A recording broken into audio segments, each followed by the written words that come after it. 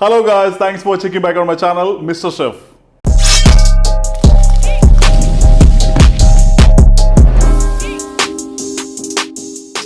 ഇന്ന് നമ്മളുടെ ചാനലിലൂടെ ഞാൻ നിങ്ങൾക്ക് പരിചയപ്പെടുത്തുന്നത് ഒരു അടിപൊളി കപ്പ ബിരിയാണിയുടെ റെസിപ്പിയാണ്. കപ്പ ബിരിയാണി, ഏഷ്യാഡ്, എല്ലും കപ്പയും, CKP പുഴുക്ക്, ഇങ്ങനെ പല പേരുകളിൽ പ്രശസ്തമായിട്ടുള്ള കപ്പ ബിരിയാണി ആദ്യമായിട്ട് ഉണ്ടാക്കി തുടങ്ങിയത് നമ്മളുടെ കോട്ടയം, ഇടുക്കി ജില്ലയിലുള്ള മലയോര ക്രിസ്ത്യൻ കുടുംബങ്ങളിലാണെന്നുണ്ടെങ്കിലും പിന്നീട് ഇത് നമ്മുടെ കേരളത്തിൽ മൊത്തത്തിൽ സ്പ്രെഡ് ആവുകയും ബീഫ് കഴിക്കുന്ന മലയാളികളുടെ എല്ലാവരുടെയും വളരെ ഫേവറേറ്റ് ആയിട്ടുള്ള ഒരു അടിപൊളി ഡിഷാണിത്. ഈ ഒരു ഡിഷ് രണ്ട് രീതിയിൽ ഉണ്ടാക്കുന്നുണ്ടെങ്കിലും ഇന്ന് ഞാൻ ഉണ്ടാക്കുന്നത് തേങ്ങ വറുത്തരച്ച രീതിയിൽ ഉണ്ടാക്കുന്ന റെസിപ്പിയാണ് ഞാൻ നിങ്ങൾക്ക് ഇന്ന് പരിചയപ്പെടുത്തുന്നത്. എൻ്റെ ഒരു അഭിപ്രായത്തിൽ ഇതാണ് നല്ലൊരു റെസിപ്പി, അല്ലാന്നുണ്ടെങ്കിൽ ഒത്തിരി ആൾക്കാരുടെ ഫേവറേറ്റ് ആയിട്ടുള്ള റെസിപ്പിയാണ്. അപ്പോൾ ആ ഒരു കാരണം കൊണ്ട് തന്നെയാണ് നമ്മൾ ആ റെസിപ്പി നമ്മളുടെ ചാനലിലൂടെ ഞാൻ നിങ്ങൾക്ക് ഇന്ന് പരിചയപ്പെടുത്തുന്നത്. അപ്പോൾ ഈ റെസിപ്പി നമുക്ക് വളരെ ഈസി ആയിട്ട് എങ്ങനെ ഉണ്ടാക്കാമെന്ന് നമുക്ക് നോക്കാം. ഓക്കെ, ഈ ഡിഷ് ഉണ്ടാക്കാൻ ആവശ്യമായുള്ള എല്ലാ ഐറ്റംസും ഞാനിവിടെ റെഡിയാക്കി എടുത്ത് വെച്ചിട്ടുണ്ട്. അടുത്തായി നമുക്കിന്ന് മിക്സ് റെഡിയാക്കാം. അപ്പോൾ ഞാൻ എപ്പോഴും പറഞ്ഞ മാതിരി always start with sharp knife. ആദ്യമായി തന്നെ ഒരു മീഡിയം സൈസിലുള്ള 4 സബോള നമുക്ക് നന്നായിട്ട് സ്ലൈസ് ചെയ്തെടുത്ത് നമുക്കൊരു പാത്രത്തിലേക്ക് വെക്കാം. അടുത്തായിട്ട് ഒരു 50 ഗ്രാം കുഞ്ഞുള്ളി നമുക്ക് നന്നായിട്ട് സ്ലൈസ് ചെയ്തെടുക്കാം. 1/2 ടേബിൾ സ്പൂൺ കുരുമുളക് നന്നായി പൊടിച്ചെടുത്ത ഒരു പാത്രത്തിലേക്ക് നമുക്ക് മാറ്റി വെക്കാം.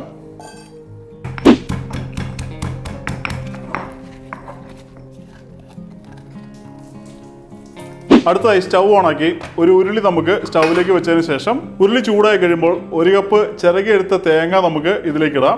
അതിൻ്റെ കൂടെ നമുക്കൊരു 2 ഇതള് കരിവേപ്പിലയും കൂടെ നമുക്കിട്ട് നമുക്ക് നന്നായിട്ട് ഇതൊന്ന് റോസ്റ്റ് ചെയ്തെടുക്കാം. തേങ്ങ റോസ്റ്റ് ചെയ്യുമ്പോൾ നമ്മൾ എപ്പോഴും ശ്രദ്ധിക്കേണ്ടത് ചെറിയ സിമ്മറിലിട്ടതിന് ശേഷം മാത്രം നമ്മൾ നന്നായിട്ട് റോസ്റ്റ് ചെയ്യുക. നമ്മളുടെ തേങ്ങ ചെറുതായിട്ടൊന്ന് കളറ് മാറി തുടങ്ങുമ്പോൾ ഇതിലേക്ക് നമുക്കൊരു 1/2 ടേബിൾ സ്പൂൺ കോക്കനട്ട് ഓയിൽ ഒഴിക്കാം. നമുക്ക് കോക്കനട്ട് ഓയിൽ ഒഴിച്ചതിന് ശേഷം നമുക്ക് വീണ്ടും നന്നായിട്ട് നമുക്കിത് മിക്സ് ചെയ്തുകൊണ്ടേയിരിക്കാം. തേങ്ങ റോസ്റ്റ് ചെയ്യുമ്പോൾ അത് കരിഞ്ഞു പോകാണ്ട് നല്ലൊരു ഡാർക്ക് ഗോൾഡൻ ബ്രൗൺ കളർ ആകുന്നവരെ നമുക്ക് നന്നായിട്ട് ഇതൊന്ന് റോസ്റ്റ് ചെയ്തെടുക്കാം. നിങ്ങൾക്ക് കാണുന്ന മാതിരി നമ്മുടെ തേങ്ങ ഇവിടെ റെഡി ആയിട്ടുണ്ട്. സ്റ്റൗ ഓഫ് ആക്കിയതിന് ശേഷം നമുക്കിതൊരു പാത്രത്തിലേക്ക് മാറ്റാം. അടുത്തായിട്ട് നമുക്ക് ബീഫ് ഒന്ന് കുക്കറിൽ വേവിച്ചെടുക്കാം. ഇപ്പം ഞാൻ ഇന്ന് എടുത്തേക്കുന്ന ഒരു മീഡിയം സൈസിൽ കട്ട് ചെയ്തെടുത്ത നല്ല എല്ലുള്ള നല്ല നെയ്യുള്ള ബീഫാണ്. അപ്പോൾ ഇത് കഴുകി വാരി എടുത്തതിന് ശേഷം ഞാനൊരു അരമണിക്കൂർ സ്ട്രെയിൻ ചെയ്തെടുത്തിട്ടാണ് നമ്മൾ ഇത് ഉപയോഗിക്കുന്നത്. ബീഫ് നമുക്ക് പാത്രത്തിലേക്ക് ഇടാം. അപ്പോൾ ഞാൻ നേരത്തെ പറഞ്ഞ മാതിരി നമ്മൾ ബീഫ് സെലക്ട് ചെയ്യുമ്പോൾ എല്ലുള്ള ബീഫാണ് നമ്മൾ സാധാരണ സെലക്ട് ചെയ്യുന്നത്. പിന്നെ നമ്മൾ ബീഫ് സെലക്ട് ചെയ്യുമ്പോൾ അതിൽ കുറച്ച് നല്ല നെയ്യുള്ള ബീഫ് സെലക്ട് ചെയ്യാനായിട്ട് പ്രത്യേകം ശ്രദ്ധിക്കുക.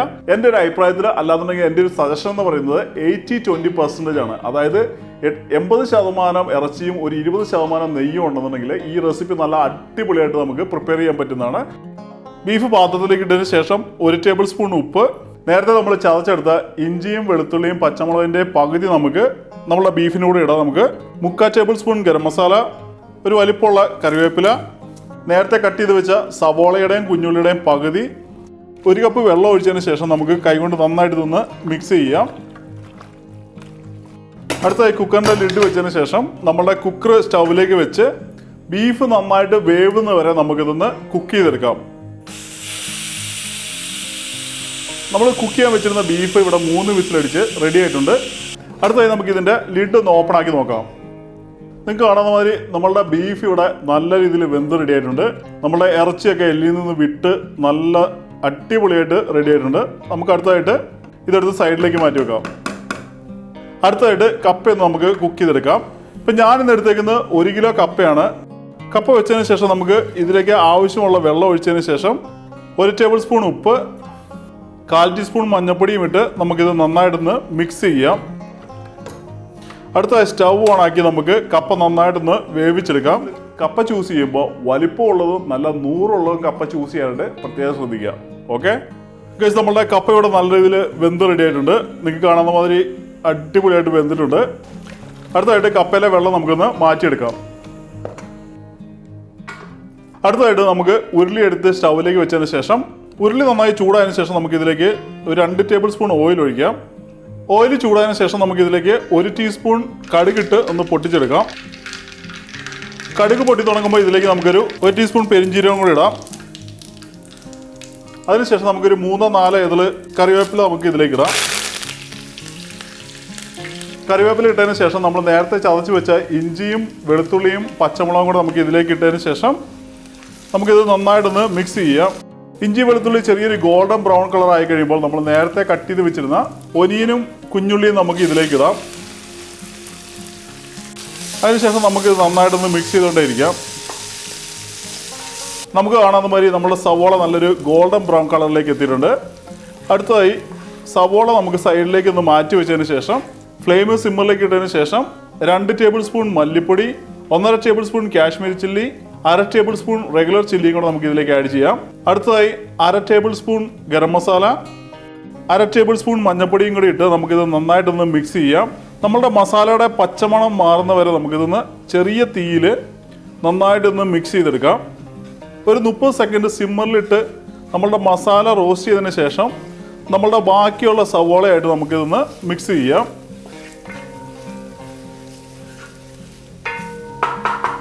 നമ്മുടെ മസാലയെല്ലാം നന്നായിട്ട് മിക്സ് ആയിട്ടുണ്ട്. അടുത്തായിട്ട് നമ്മൾ കുക്ക് ചെയ്ത് വെച്ചിരുന്ന നമ്മളുടെ ബീഫ് നമുക്ക് ഇതിലേക്ക് ആഡ് ചെയ്യാം. ബീഫ് ആഡ് ചെയ്തതിന് ശേഷം നമുക്കിത് നന്നായിട്ടൊന്ന് മിക്സ് ചെയ്തെടുക്കാം. ഫ്ലെയിം ഹൈയിലേക്ക് ഇട്ടതിന് ശേഷം നമുക്ക് വീണ്ടും ഒരു കുറച്ച് നേരം കൂടെ നമുക്കിന്ന് ബീഫ് കുക്ക് ചെയ്തെടുക്കാം. നമ്മളിപ്പോൾ ഇട്ട മസാലയും ബീഫും എല്ലാം കൂടെ നന്നായിട്ട് മിക്സായി ഇറച്ചിയിൽ നന്നായിട്ട് പിടിക്കാൻ വേണ്ടിയാണ് നമ്മളിങ്ങനെ കുറച്ച് നേരം നമ്മളൊന്ന് കുക്ക് ചെയ്തെടുക്കുന്നത്. ബീഫ് നന്നായി തിളച്ച് ഇതിൻ്റെ നെയ്യെല്ലാം മുകളിൽ വന്നിട്ടുണ്ട്. അതുമാതിരി തന്നെ ഇതിൻ്റെ ഗ്രേവിയും നല്ല രീതിയിൽ തിക്കായിട്ടുണ്ട്. അടുത്തതായിട്ട് നമ്മൾ കുക്ക് ചെയ്ത് വെച്ചിരുന്ന കപ്പ നമുക്ക് ഇതിലേക്ക് ഇടാം. കപ്പ ഇട്ടതിന് ശേഷം നമ്മൾ തീ നന്നായിട്ട് കുറച്ച് വെക്കുന്നതായിരിക്കും ഏറ്റവും ബെസ്റ്റ്. എല്ലാന്നുണ്ടെങ്കിൽ അടിയിൽ പിടിക്കാൻ ചാൻസ് കൂടുതലാണ്. അടുത്തായിട്ട് നമ്മൾ നേരത്തെ വറുത്തെടുത്ത് വെച്ചിരുന്ന നമ്മളുടെ തേങ്ങയും കറിവേപ്പിലയും കൂടെ നമുക്ക് ഇതിലേക്ക് ഇടാം. അടുത്തായിട്ട് നമുക്ക് 1 മിനിറ്റ് നേരം മിക്സ് ചെയ്യാണ്ട് തന്നെ നമുക്ക് ഇങ്ങനെ തന്നെ ഒന്ന് വെക്കാം. ഏകദേശം നമ്മൾ 1 മിനിറ്റ് നേരം വെച്ചിട്ടുണ്ട്. അടുത്തായിട്ട് നമ്മളുടെ കപ്പയും ബീഫും കൂടെ നമുക്ക് നന്നായിട്ടൊന്ന് മിക്സ് ചെയ്യാം. ഇതിൽ അധികം വെള്ളമില്ലതാനും എന്നാൽ ഓവർ ഡ്രൈയും അല്ല. ഈ ഒരു കൺസിസ്റ്റൻസിയിലാണ് നമ്മൾ കറക്റ്റായിട്ട് കുക്ക് ചെയ്തെടുക്കേണ്ടത്. നമ്മൾ ഈ മിക്സ് ചെയ്യുന്ന സമയത്ത് ഉറപ്പായിട്ടും തീ സിമ്മറിൽ ഇടാനായിട്ട് പ്രത്യേകം ശ്രദ്ധിക്കുക. ഇതിൽ കുറച്ച് കപ്പ നമുക്ക് നന്നായിട്ടൊന്ന് ഉടച്ചും കൂടി എടുക്കാം. ഇതൊന്ന് ഗാർണിഷ് ചെയ്യാനായിട്ട് നമുക്ക് കുറച്ച് ചോപ്പ് ചെയ്ത ടൊമാറ്റോയും ഒനിയനും ഉണ്ട്. ഇത് നമുക്ക് ഇതിൻ്റെ മുകളിലേക്ക് ഒന്ന് ജസ്റ്റ് ഒന്ന് വിതറിയിടാം. എടുക്കുന്നതിന് തൊട്ട് മുമ്പായിട്ട് കുറച്ച് ഫ്രഷായിട്ട് പൊടിച്ചെടുത്ത കുരുമുളക് പൊടി നിങ്ങളുടെ സ്പൈസിനെസ്സിന് ആവശ്യമനുസരിച്ച് ഇട്ട് കഴിഞ്ഞാൽ നമ്മളുടെ കപ്പ ബിരിയാണി ഇവിടെ റെഡി ആയിട്ടുണ്ട്. അടുത്തതായിട്ട് നമുക്ക് ഒരു പ്ലേറ്റിലേക്ക് മാറ്റാം. നമ്മളുടെ കപ്പ ബിരിയാണി ഇവിടെ റെഡി ആയിട്ടുണ്ട്. നമുക്ക് കുറച്ച് ചോപ്പ് ചെയ്ത ഒനിയനും ടൊമാറ്റോയും കൂടെ നമുക്ക് ഇതിൻ്റെ മുകളിലേക്ക് ഇട്ടതിന് ശേഷം നിങ്ങൾക്ക് വേണമെന്നുണ്ടെങ്കിൽ കുറച്ച് മല്ലിയിലയും കൂടെ ചോപ്പ് ചെയ്തതിന് മുകളിൽ ഇടാൻ പറ്റുന്നതാണ്. അതുമാതിരി നിങ്ങൾക്ക് ആവശ്യമുണ്ടെങ്കിൽ പിഴിഞ്ഞൊഴിക്കാനായിട്ട് കുറച്ച് നാരങ്ങയും കൂടെ നമുക്ക് വെഡ്ജായിട്ട് കട്ട് ചെയ്ത് ഇതിൻ്റെ സൈഡിൽ കൂടെ വെക്കാം. Now we have the final product, കപ്പ ബിരിയാണി.